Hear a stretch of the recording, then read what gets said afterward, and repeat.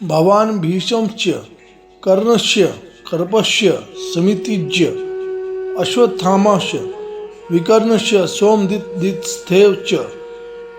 जब कोई अपनी ही सेना की ताकत गिनाने लगे तो समझ लेना भीतर कहीं न कहीं डर बैठा है। धृतराष्ट्र के सामने दुर्योधन अपने पक्ष के महान योद्धाओं की सूची पढ़ रहा है। भीष्म, कर्ण, कृपाचार्य, अश्वत्थामा जैसे महावीर। लेकिन सवाल यह है, क्या सच्चा आत्मविश्वास नाम गिनाने से आता है या भीतर के विश्वास से? इस श्लोक में दुर्योधन अपने सेनापति को अपनी सेना के महान योद्धाओं के नाम बताता है। बाहर से यह आत्मविश्वास लगता है, लेकिन श्री कृष्ण की दृष्टि में यह भीतर का भय है। 5 गहरी सीख जिसे अपनाकर हम अपने जीवन में बदल सकते हैं।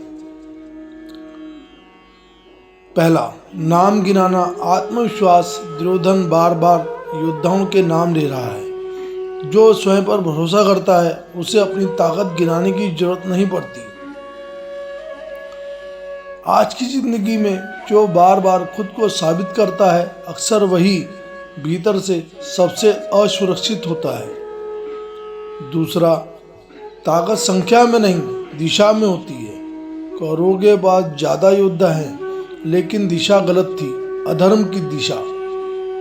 सही रास्ते पर खड़ा एक व्यक्ति गलत रास्ते पर खड़ी भीड़ से ज्यादा शक्तिशाली होता है।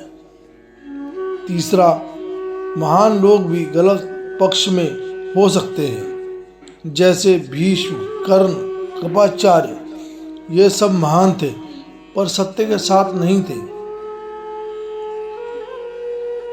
एक बहुमूल्य जीवन का संदेश।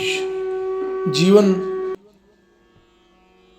महान सिर्फ महान होना काफी नहीं है, सही के साथ खड़ा होना भी जरूरी है।